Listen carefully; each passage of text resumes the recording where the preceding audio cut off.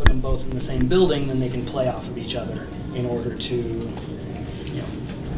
be able to pay employees and make rent and all the stuff that comes along with. But even before we got to the point of building a building for these businesses, we were doing other businesses in between. So we've started some businesses. Well, one started and sold a business, which was kind of a cool process to go through, to start something from scratch and then make money with the business and then just sell it and be done with it. So that was a cool process. It was a gymnastics bus, so very random. It was a full-size school bus where we ripped out all the seats and turned it into like a mini gymnastics center for preschool kids. And it was like actually pretty legit. Like, it sounds so weird, but there's even a franchise called Tumble Bus that you can buy into. And what we did was drive it to preschools and daycares and Montessori schools in Idaho Falls. And we brought gymnastics to kids that normally wouldn't have the opportunity to do gymnastics. So it was a really cool business to do for a little while. It supported us. It had like no overhead. Overhead was like the cost of diesel. And insurance. Yeah. So, and then our small loan on it. But anyway, so we started that business, did that for a while, and then we ended up selling it. And that was a pretty cool process to go through. Part of the reason we sold it was my family home that I grew up in, we decided to turn it into a wedding venue. So that is this. So let's see if there's. So my dad builds log homes. So I grew up, like, first I lived in a camp trailer for a little while we were building the house. And then we moved into it like an unfinished small log home. And then throughout my life, we built the house. And we built all the structures and the bridges. And when I say we, I mean my dad and my brothers. And I did a little bit though. Like, there's different parts of the house that like my dad would include us kids in and building it. So anyway, so in 2017, I dove into the wedding world with my parents and started this wedding venue, and that was part of like selling the gymnastics bus. It was like too much, like we gotta simplify, choose what we're doing. And then the first winter, after starting this in 2017, we decided we wanted to have a winter wonderland that we could provide for our community. So that first winter we were open, we decided to start an ice palace, and then we have been diving into that world. So that's our son Lincoln. But the Ice Palace, it's been here in Idaho for since 2017. But then last year we took it to Minnesota as well. So we're doing an Ice Palace in Minnesota and an Ice Palace in Idaho. And We're as of last Saturday, it's all melted. Yeah. So, I mean, it's not completely melted, but we can't be open to the public anymore because it is dangerous. It turns dangerous, and our parking lot turns into a pond pretty much. So, yeah. Which with any business venture, there's risk. So, the growth of this business was on track to be amazing, and then just happened to have a very, very warm winter, and so you kind of deviate. You have to change your plans up. You want to prepare for the worst, but sometimes you just don't know what to prepare for. We were not prepared for the worst Yeah. in this regard. So we are in quite the pickle right now with the Ice Palace, but we have a very strong team, good plan, good people. Like, we've got it, and like something I think you need to realize with business and just life in general is struggles equal growth. And so this year we've been going through a whole business coaching program as a team, and we've been learning a lot of different things of how to run a strong team. And it just happened to be this year that we've been going through all this that it's our worst year we've ever had in the history of the Ice Palace. But we've had the tools necessary to get through it, and also that positive mindset, like, this isn't going to break us, we'll figure it out.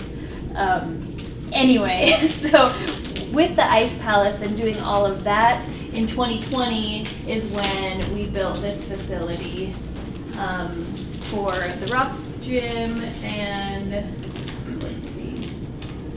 Yeah. So in 2020 we opened up this facility, which was a really bad year to start a business. So we were open for 2 months, or not even that. Not even 2 months. And then the state came out with their 6-week stay-at-home deal. So we were open for not very long, and then had to be shut down for 6 weeks. But we didn't even know how long we were going to be shut down. It was Yeah. just like all businesses shut down. I'm like, we just opened. Like, oh no. I remember standing in the business and we're like, I guess everyone get out and leave. Like, it was so weird. It was a weird day. Yeah. But anyway, again, like struggles equal growth. So we're able to learn how to combat that and how to, get through it so that we could still be open and get things going eventually. Yeah. So there's like probably thousands of stories within all of that. So do you guys have any questions?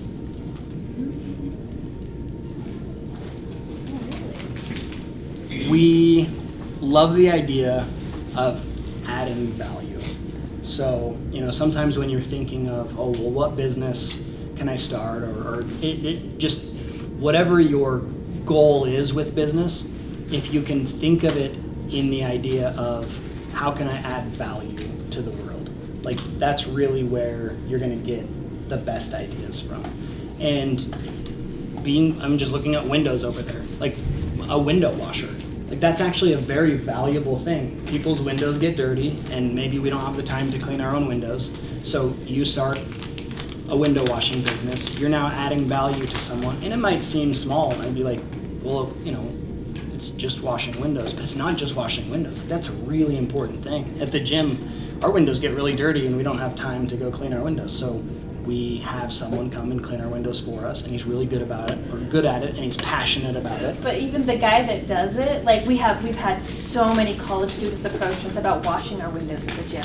But the guy who actually got the contract to do it with us, he set it up for a whole year, and he said, I will come every quarter and I'll just do it. You don't even have to think about it. And then I'll just send you the bill. I'm like, we choose you.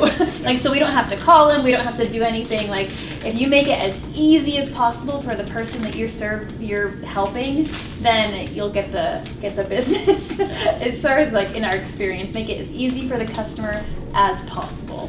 Yeah, and sometimes in movies, they make business people out to be like, well, it's just business, and really like they're hosing people over. They're like trying to get someone's money or whatever. We've never approached business that way, and honestly, most business owners that we know don't approach business like that. The idea is mutual benefit. So if you're gonna come rock climb, I wanna make sure that you get the very best experience rock climbing for the money that it's worth. So I'm not even gonna say for the cheapest that it could be, because it could possibly be a little bit cheaper, but it could also be more expensive. But we've found that line where we go, we're adding this much value of what you can go and experience, and the dollar amount is this. And so you're just exchanging, mutual benefit, mutual value. Yeah, because it has no benefit to the customer if you have to go out of business because you can't stay operating. Yeah. So Exactly. it really has to be a reasonable price. Yeah, it's been tricky with the Ice Palace because it's such an expensive business to run and start and do, but our population here is so small that it's made it hard to make any profit. Like every year we're like, this is gonna be the year.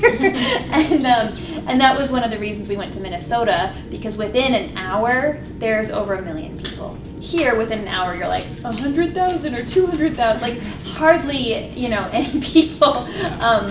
And so that has to come into effect with the business. It's like there's so many unknowns that people don't know about when they first look at it. But yeah, the overhead is definitely something in business that you want to be aware of, but don't let it break you. We know people that have business ideas, but they get stuck on their idea for like 10 years. They're like, this is my idea, I really want to do this, someday I'm going to do this, and they just think and think and think and never act. Something that Tyler's been really great at since I met him when we were just first dating was, instead of ready, aim, fire, he would do ready, fire, and then aim. And then, and then readjust and then shoot again. So instead of letting that aiming part of life get you stuck, you just start. And then you figure out all the things you did wrong. And you adjust and you keep going. Yeah. So it's been good just to be okay making a lot of mistakes, because that is the fastest way to learn. And that's why some people choose a franchise route. So if you want to start a McDonald's has it figured out. Like, they've made all the mistakes already, so then you purchase the franchise, and now there's really no mistakes because you have to do it exactly how they say to do it. But then you also lose some autonomy there, and it's really expensive to get started. So maybe you want to start something like McDonald's. You know that you're going to make a lot of mistakes, and that's okay. That's how you learn. Yeah, my brother wants to start a business he's calling it the Happy Camper, I think, because camp trailers, their roof will, after like 5 to 7 years, it'll start to degrade and holes will come in, and they're just built really cheaply. And he went to Camping World, and they were like, oh yeah, we can redo your roof for $15,000. He's like, okay, I'm good, I can't afford to, do that. But he found another way to redo his roof on his own. And then with that, he was like, this is really good. I can add a lot of value to my community by offering this service. So now he wants to dive into this business, but it's gonna be marketing, it's gonna be social media, it's going to be him like putting himself out there, it's gonna be sales, it's gonna be all the things that come with a business. But that's so exciting because that's when you like get out of your comfort zone and you grow. So I'm a big proponent of business just because of the growth. Like, you will grow faster than you could in most other situations because you put yourself in that situation where you have to grow. So yeah. And you guys are at a great point in life because you can make all the mistakes because you're young. So You have someone paying your rent. yeah, exactly. Right. Yep. Yeah, so it's actually really cool that you guys are even here in this room. I honestly thought I would be a dentist until I started coaching gymnastics and saw that big empty wall. Like, I just figured I would kind of do what everyone else has done and what I was told to do, and that's okay too. Like, that's totally fine. You should graduate high school, and the thought was to go to college and then get a career and just kind of live out that career, and that's great if that's what you want to do. I just found out pretty early on that that's not what I wanted to do. And sorry. No, I was just saying that's okay. Yeah. That was the biggest thing, is coming to terms with it's okay to step out of the norm and do something that feels right for you. Yeah. Because the world needs everything we all have to offer, and there's plenty. Like in the U.S., it's pretty limitless, the opportunities. Yeah. Totally. And You so might, much like you of said, it, you might have to tweak it a little bit. You might have to move to a different location. But and so much of it just like comes down to mindset. Are you okay losing sometimes? And knowing that when you fail, that was just kind of an expensive learning opportunity. Are you okay going through all this for the greater good of your community and for yourself too? And it's a really cool process. Yeah. And I wish we had all the answers, but we continue to make mistakes. And that's just how business is. I mean, the Ice Palace this year, it's not like we meant to make the mistake of, hey, we're going to grow really big this year, and then all of a sudden it's 50-degree weather. It's really hard to freeze water in 50 degrees. Yeah. You just put yourself out there. Just whatever business pitch you have in your mind for what you're going to do, you just have to go for it, and just know like your pitch is going to be one thing, and in 5 years that business is probably going to look different because you're going to have to navigate. It's a river that carves its way through. It can't force its way through. It's going to take, let's not say the path of least resistance, because sometimes you might need to build a dam and push the water in a certain direction. But it will probably look different than it looks in your mind right now, because the market will be different and the value that you can add will be different.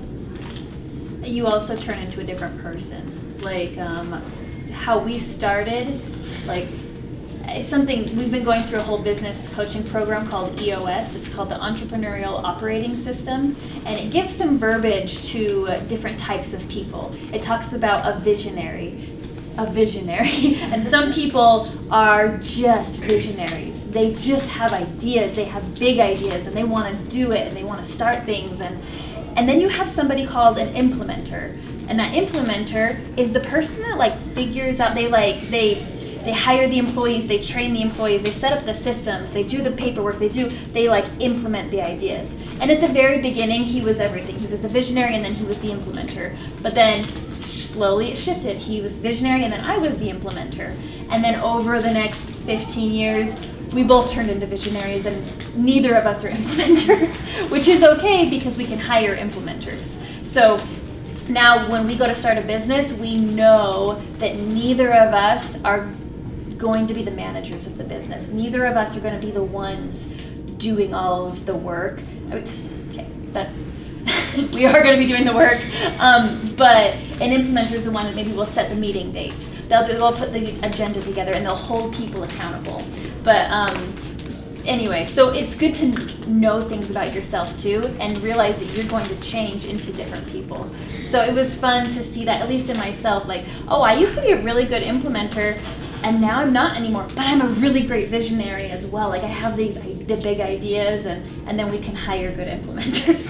So that's been kind of fun because you grow and then you can elevate yourself and then in turn elevate others as well. So yeah. Any business ideas in this room that you guys want to chat about? Yeah, that would be good. Ace, do you want to talk? Ace is the one person who is committed to something. Well, mine's like a product, not a... Yeah, and that's okay too. That's awesome. Yeah. So my idea is a stadium of food. So, you know, like everybody has their picture of a stadium in their head, but it's gonna be like a...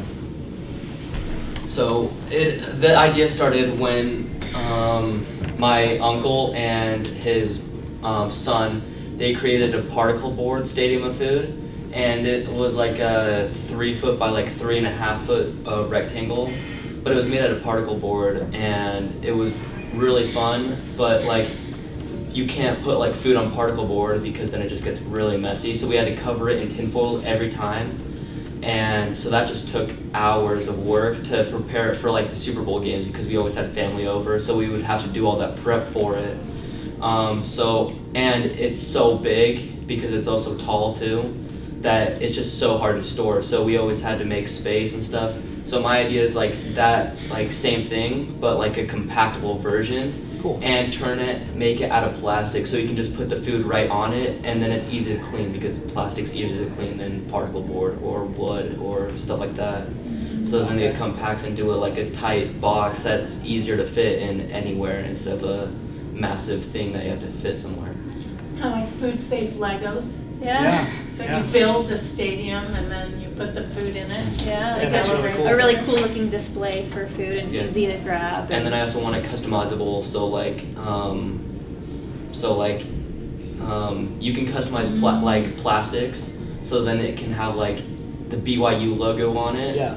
And then you can have that logo on the pieces, so then you can customize it to that. And then I also want it in different sizes because sometimes, you know, you only have a big enough party for that big size of a stadium food like once, twice a year. Yeah.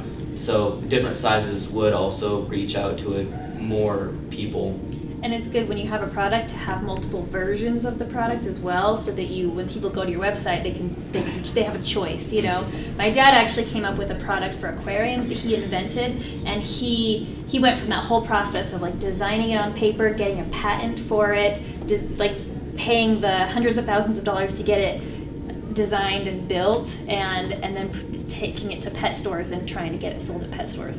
But what the pet stores wanted was multiple versions of the product. They want a big one, a medium one that looks like this, and so it's good to have different options, different colors, different things, so people have something to look at and make choices. And the world of plastics has changed a lot. So when he was doing it, it had to be hundreds of thousands of dollars to get that first mold in order to be able to do everything. Now you can 3D print it.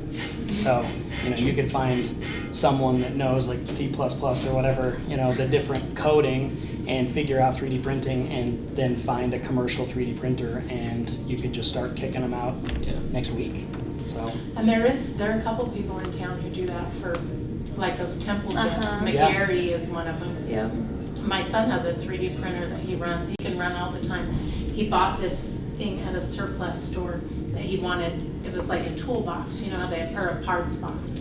But he's like, I need removable pieces that you can pick up and put in. So he printed all the little boxes that go into that parts box. So it totally can be done, Ace. You just gotta have someone help you design it. Yeah.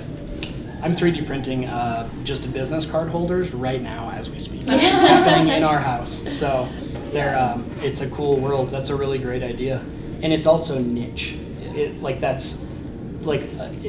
This is not anything against it, but like probably not something that we would buy because we're just not really into sports. But my brother, he'd probably be all over that. And sports is a U.S. thing. Yeah, yeah. We love, America, we love our football. So. Yeah, and that's what's great is because niche also means that you can add value to those people that, maybe someone else wouldn't find value It's in. also so easy to market them because social media marketing, you like choose your metrics of who you want to market to and then you direct right at those people that like the sports and everything. So, yeah. And you wouldn't have to get the licensing opportunity if you made a place for them to put the sticker and then you put a clear thing over it. So like you don't have to work with the NCAA. Yep. Yeah, exactly. Jacob had a Yeah. comment. What was Yeah. it, Jacob? So my brother is getting ready to start a business doing digital marketing. That whole setup Yeah. for other companies. And I'm programming his website right now. And then my grandpa is also, he invented these gumball banks that are made That's of right, I wood. remember that. Nathan showed us a picture Oh, of yeah? this. Yeah, uh-huh. That's cool. So he designed the whole gumball bank. It actually needs a quarter to work. He invented the whole Wow. system that it won't let you get a gumball unless you put a quarter in there. Yeah. And then he just designed a gnome house. It's a gumball bank, but it looks like a gnome house. And it can just be a decoration if you wanted to. But he had me just start printing a bunch of 3D printing a bunch of stuff for him. Cool. I 3D printed windows, chimney parts, just screws for the gumball globes to the caps for those to stay screwed on, so it doesn't have to drill holes in them. It just has it all ready for him to go. Yeah. That's awesome. That's really cool. Those are such good skills to learn. All these skills, digital marketing is huge. In any business that we do, we either figure it out on our own, knowing that that's neither of our strengths, or we hire someone to do the digital marketing for us. And it is one of the most valued positions. For the Ice Palace especially, I count on that guy that's doing our digital marketing. I'm like, hey, I need you to target these people, figure out how to do it, and then tell us how it went. We count on those people so heavily. So it's huge. No matter what business you have, you're going to need to know marketing. And normally, first, when you start a business, you're going to need to do a little bit of everything until you get big enough to where you can hire all those positions out. Yeah. I know you have experience with this, but how do you find an investor? That is the question. It's honestly just knowing that you're going to start something and don't stop looking for an investor till you find So one. do you just They look might know online for you. people, and then, or people, and you go talk to them? Yeah, in this case, when we found an investor for the rock wall, which has honestly become the investor for pretty much everything that we've ever done, I just went to him. I hung out with his daughter in high school, and I just knew that they were farmers, and I knew that they were good people, and they were investors in different things. And so just went to people that might possibly invest until we found someone. And we honestly get that question a lot. How do I fund my venture? It just is going to depend on the size of your venture and the risk, and then you want to decide if there's so much that's involved. Because do they become a partner in the business? Sometimes they'll say, yeah, I'll give you the money for that, but I also want 20% of the business. Or in our case, almost every single time it's been that they loan us a certain amount of money for a certain amount of time and a certain amount of interest. It's been important for us to keep 100% ownership, and that's what's worked out best for us. So we've never gone to people that are like, oh, I'm going to need part of your business to be an investor. So that's been important to us. It's worked out really well for us. If you go the partnership route, you need to make sure to do all this kind of expensive paperwork. It's like you're filing, like you're going to get a divorce or something, and you need to write out all of the bad things that could potentially happen with this partnership and all the things that you're going to do, and you just have it all written out so that when one person wants out of the business, it's written out already. It's already said how it's going to happen, and it will eliminate the risk of like bad relationships. So Yeah. anyway, it's Wish I had a good answer of how to find an investor. It's just so different with every business and every business venture. You just have to have in your mind that you're going to find an investor, whether it's a bank or an individual or. That's one reason we started this contest, this idea is, and the first day I sat in here with like 5 Rexburg business owners, and 2 of them said they would both donate $500.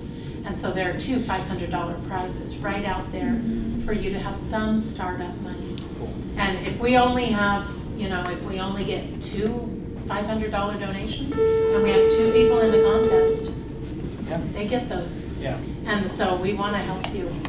yeah, Yeah, that's really cool. yeah. And they want to help you. It's not They just do. If you find someone too that's like has done something similar, or they've seen a lot of success, you can even ask them like, hey, what are some tips you have for me or whatever. Like our goal in business is to become investors someday. Like we want to do for others what they did for us. They believed in us, and like we want to do that. And so it's really just finding those people that like believe in you, and you can prove to them that they can believe in you, and have a good enough business plan written up that they see that there's no way that they're going to lose by investing with you. So, yeah. Well, thanks, Thank you guys. so much. Yeah. I love that ready, fire, aim. Because Yeah. sometimes you need to figure out if it's going to fail. You want it to fail before you spend very much money, right? Yeah. And Figure it out that fast. that's great. I just want to thank you both, Karen Yeah. and Tyler. And you guys, as you're leaving, your way of saying thanks is just to shake hands. That's great. I have people do that in my class sometime when we have guest speakers. It's like, it helps us on the other end too, right? Mhm. So Perfect. say your name, make sure you Sounds say your great. name, say thank you, and shake their hand. I got it. Way to go. You were here for our first workshop. Good, Oh, yeah. thank you, Gecko. Let's take, This is going to be. yeah, oh, here, take this back. I need a spoon. Oh, no. Good job, Mom. Doing good. Yes. For you too. Yeah, go ahead, great. I knew you did. I saw your dash at home. Thank you. So I knew you did it.